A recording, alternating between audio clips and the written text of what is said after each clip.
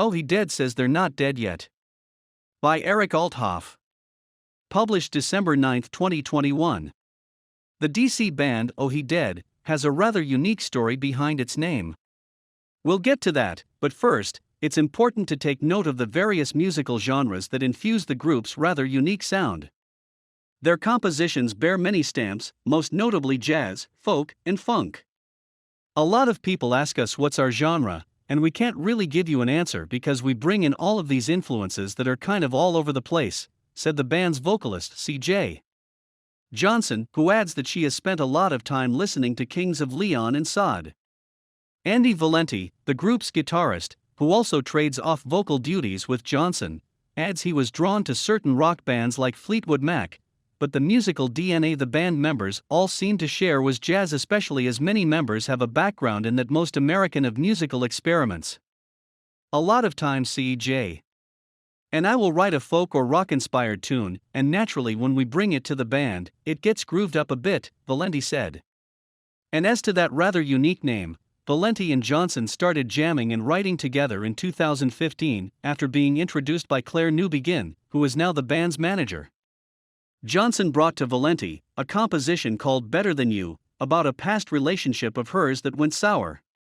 Valenti says that the song's narrator was in love with this boy, but she comes home and finds him in bed with another woman. In the song, when she finds her lover cheating, she pulls out a gun and shoots the guy. I just thought that was hilarious and great, Valenti said wryly. Although Better Than You hasn't yet been recorded by the band, Valenti soon learned from Johnson that the story behind it was in fact based on a real-life incident, though hopefully one involving Johnson's alter ego rather than the songwriter herself. To be a DC band and play 930 Club was absolutely surreal, Valenti said of tackling the vaunted Capitol venue. That was a month ago, and it still feels like it wasn't real. I feel like my feet haven't touched the ground. Every time they're in front of a new audience, the reaction is absolutely insane, added Newbegin. So we've just got to get them in front of more people. The band members are now able to meet and rehearse for upcoming gigs. Guitarist Alex Sulzer explained that in the before times, he and his bandmates would meet every Tuesday evening to run through their songs prior to gigs and discuss new material. Everyone's calendars reserved a sacred Tuesday, Sulzer said. Since we have been able to kind of meet up again, we've been practicing every week. But I would say it still took about a month or a month and a half to feel like the band was back in full swing more than ever before. That reunification has also allowed Oh He Dead to work on 2 albums of all new material, which they aim to release in the spring, tentatively called Pretty and Ugly. The Pretty one will be polished, produced pop, and the Ugly is going to be grittier, homemade, more bluesy, with sad lyrics, realness, rawness. That kind of vibe, Valenti said of the forthcoming twin records. Valenti added that he and his bandmates could have tucked their tail between their legs and done little as the world shut down and music venues went dark.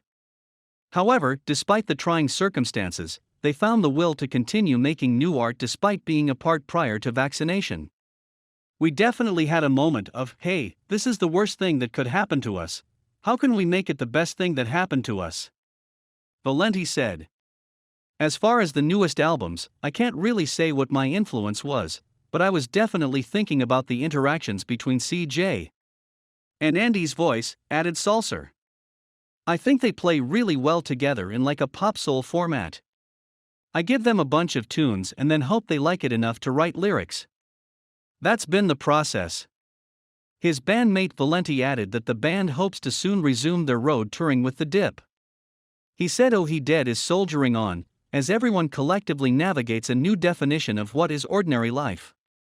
It's hard to keep a band together without playing shows. The best part of being in a band, Valenti said. I'm very proud of how much music we made, and I feel like we are trying to line up the most success possible when things start resuming a more normal than it currently is. Meanwhile, manager Newbegin is looking to book the group into festival gigs in the spring and beyond.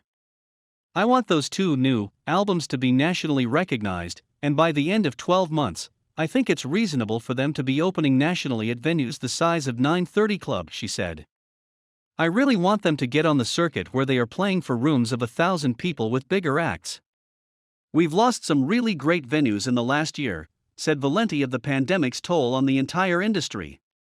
But it helps kind of ease the pain knowing that there are some new venues being created by people who really care about artists and DC music. For information on upcoming shows, check out the band's Instagram page, @ohided.